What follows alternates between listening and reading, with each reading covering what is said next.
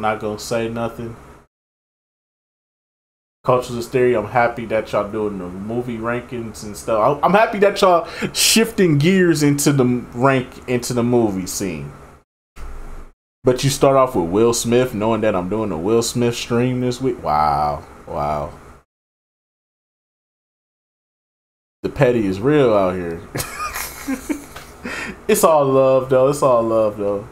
Shout out to Cultures of Stereo, man. Shout out to them, man. All love. All love. Anyway, so... oh, man. I got to put my poll up. No, I'm not doing no poll. I forgot I'm not doing no poll. That's why y'all haven't gotten a poll for Will Smith movies, because y'all not getting a poll. I'm going to choose the movies. If you don't like them, don't show up. Fuck you. Half y'all niggas don't show up anyway. But we are doing the Will Smith stream this week because Bad Boys just came out. So, yeah. Without further ado, though, let's get right into this. Shout out to Cultural Stereo for helping me promote my streams. I'll make this look good. What's good, people? It's CJ Williams, and today we're kicking off our count. Y'all definitely don't have to worry about Wild West being here. I'm not gonna do that to you. I know if I put Wild West on there, y'all would have chose Wild West. That's why I'm not putting no poll up, because y'all would have chose Wild West and been like, ha ha ha ha ha ha ha ha. Watch Wild West for your stream, bud. That's a good movie. No, fuck you. So right now, my choices is between watching either Bad Boys 1 or Bad Boys 2. Definitely got to do Men in Black, the first one at least. The first Men in Black. We'll do the first one.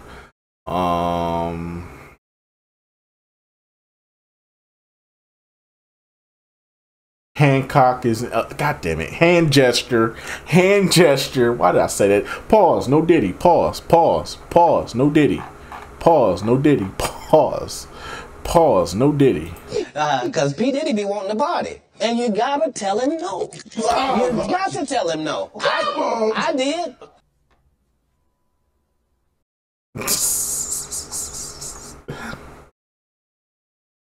No Diddy. The thing with Hollywood is, man, it's the land that you come to make. Nah, no Diddy. You didn't admit to being fucked in the ass by Hollywood executive. You wouldn't fight nobody, nigga. You didn't fight them niggas out your ass. No, you didn't fight them niggas out your ass in Hollywood.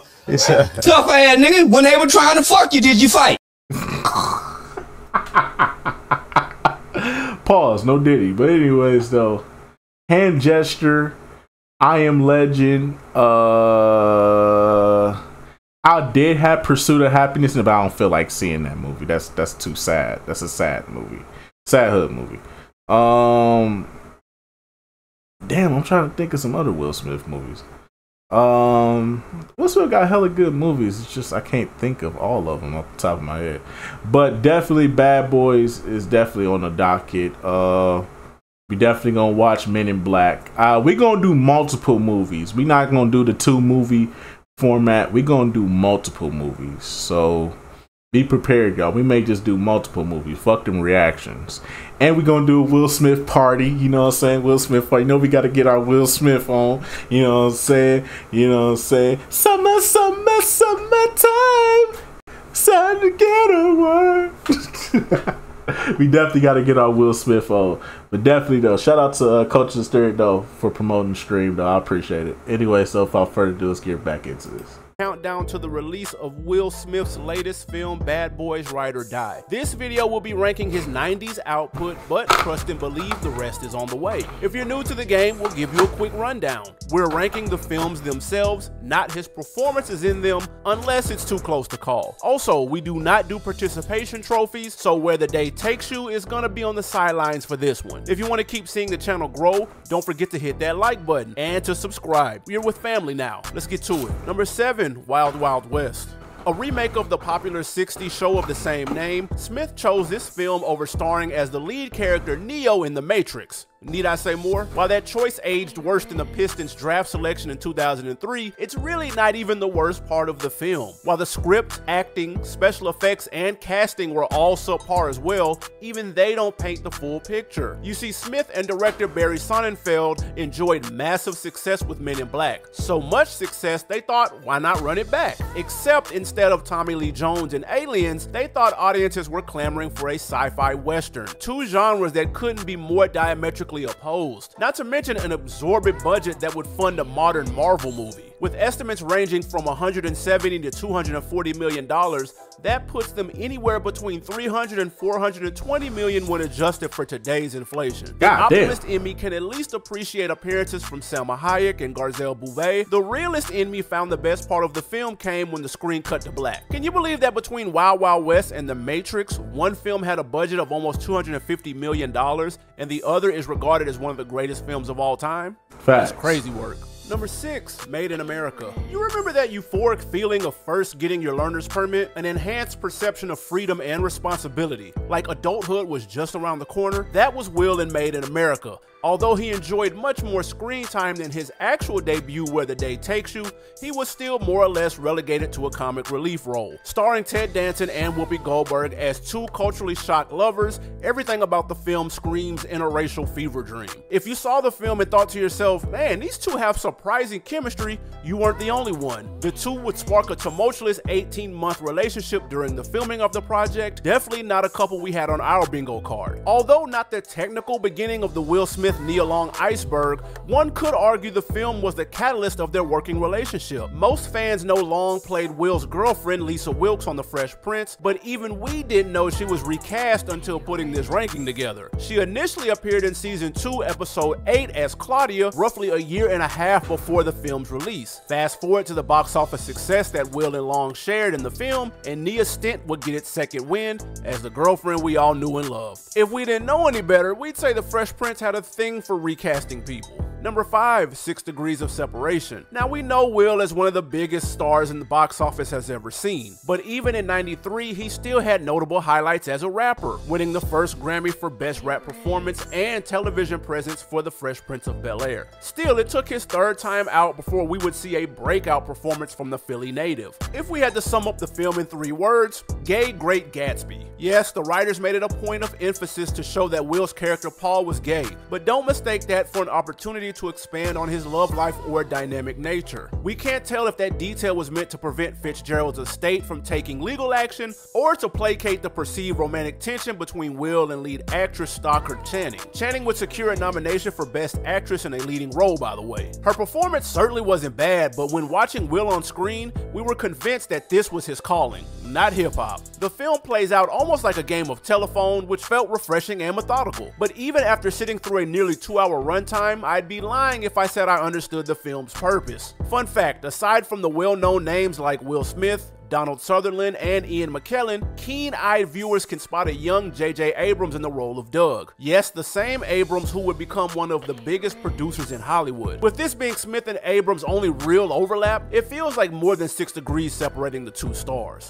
Number 4, Men in Black. One of the more enjoyable watches in his body of work, Men in Black found the perfect way to combine ingenuity and recognition. Creative in the sense that it carved out its own lane in a genre that's beyond oversaturated. But the foresight to pair two oddballs like Smith and Jones together, well, that spawned a billion-dollar franchise with 4 installments to date. Part of the reason it finds itself at number 4 and not number 3 is that we find Will's chemistry with his other co-star to be a little more fitting. But a small part of us also feels resentful. After all, watching Wild Wild West, it's hard not to see the film as an unofficial sequel. Definitely worth noting, the film ranked in nearly $600 million at the global box office, making it one of the 10 biggest films of the decade. As a standalone feat, that would be nothing short of impressive, but he had an even bigger film released a year prior. We're talking 365 days exactly. This man was doing Aubrey Graham numbers before streaming was even a thing. Right. Number 3, Bad Boys. In keeping with our actor/rapper comparisons, with Will Smith and... If we gonna say, you know what? I can understand people say Independence Day, but I still feel like Enemy of the State is his best work. I feel like Enemy of the State is his best work. So if we gonna say, I hope we say Enemy of the State is his best work. Because I understand Men in Black and Bad Boys not being his best roles, but I feel like Enemy of the State was Will Smith at his fucking best, hands down. But I wouldn't be mad if you said Independence Day, but I feel like Enemy of the State is his best work. That's just me personally.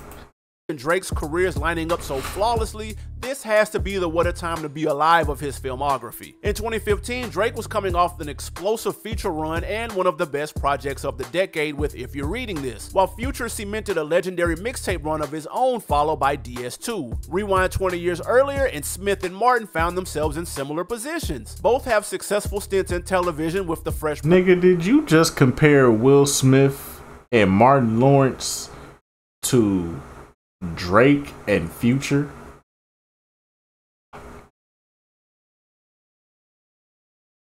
My nigga.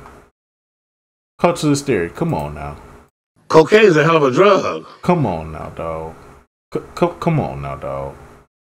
Come on, man. Really? Really? Really?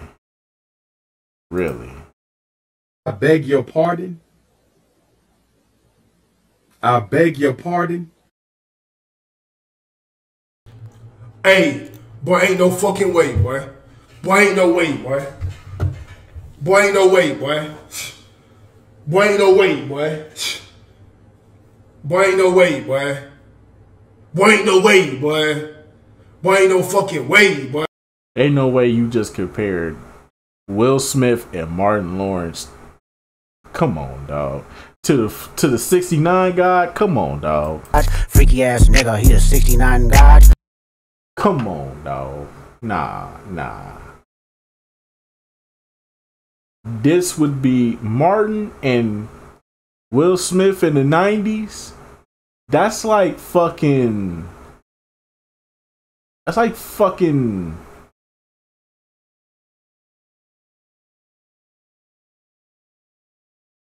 Kendrick Lamar and Kanye collabing on an album together. Kanye got the incredible production and Kendrick is just coming through with this amazing body of work. This is what that is. I don't agree with that. Future and nah, Chief, nah.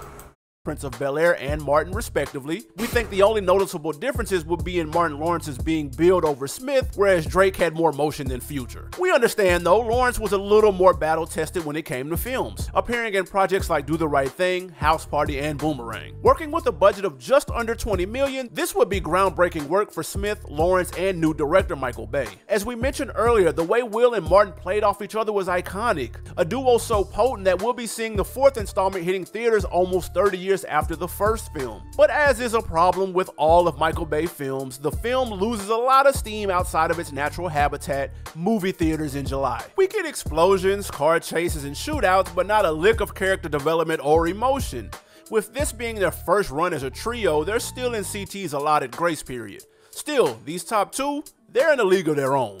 Number 2, Independence Day. In a career spanning more than 4 decades, where I was about to say, man, I feel like Enemy of the State is his best body of work. This is his second highest grossing film. The only other film to surpass it has the Disney brand behind it. Grossing over $800 million at the time, Independence Day wasn't just the biggest film of '96. It was the second biggest film of all time, trailing only Jurassic Park, also starring Jeff Goldblum. On a side note, if you look at that same list now, Jurassic Park is 45th out of 50, while Independence Day doesn't even crack the list. Just a reminder of how massive an undertaking each and every film is. Will Smith is the top billed actor in this film, and he doesn't even appear on screen until 20 minutes in. I guess a 2.5-hour runtime will give you some extra breathing room. Credited as being at the forefront of the large-scale disaster movie genre, you can thank director Roland Emmerich for the trope of destroying New York City in every big-budget apocalyptic project. The same way Michael Bay became synonymous with explosions and car chases, Roland became intertwined with end-of-the-world flicks. He would go on to direct films like The Day After Tomorrow and 2012. There aren't a lot of critiques to level at the film. Despite it being a blockbuster, we feel the script was pretty solid. The acting might have left a bit to be desired, but the casting was on point as well. If there was a complaint we had for the film, it would be the unnecessary appeal to drama, having Vivica's character playing an exotic dancer. Again, it doesn't really factor into the story at all, except that it was the sole obstacle standing in the way of Will proposing before the events of the movie take place. Also, they had her clocking in for work at the club after the aliens pulled up. Come on, man.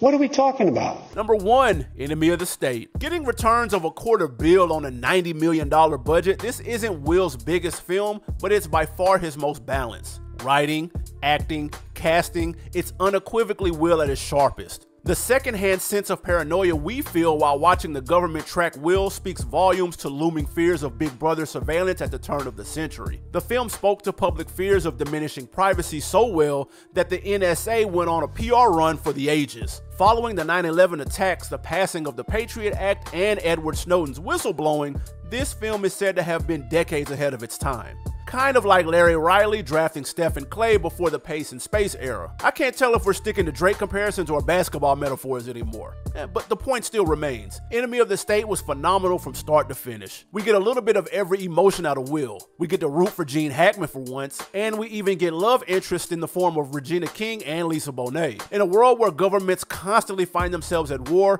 and citizens constantly protest said wars, Enemy of the State not only draws attention to over-surveillance, but a general distrust and authority figures overall. Unfortunately, that's timeless material. Hey, that's another one in the books. No, we won't be tapping your phones, but we will know if you hit that like button or not. Alright, whatever. But anyways, though, hey man, I do agree though. Hey, Enemy of the State would be on the list if I Am Legend never existed. If I Am Legend never existed, I Am Legend is a better version of Enemy of State. It's like a better version, in my personal opinion. That's just me though. But anyways though, that's just gonna about do it for this one, man. Definitely gonna be going crazy on the Will Smith stream this Saturday. We're gonna be watching hella movies. Reactions may be limited. You know what I'm saying? Reactions may be limited. We gonna be watching hella Will Smith movies. We gonna be having a ball on Twitch on Saturday. I might start the stream super early. Depending on, I might start the stream super early depending on me getting shit done. You know what I'm saying? I gotta get shit done first. But anyways, I'm just gonna about do it for this one. I'll see y'all the next video. Till then, peace out.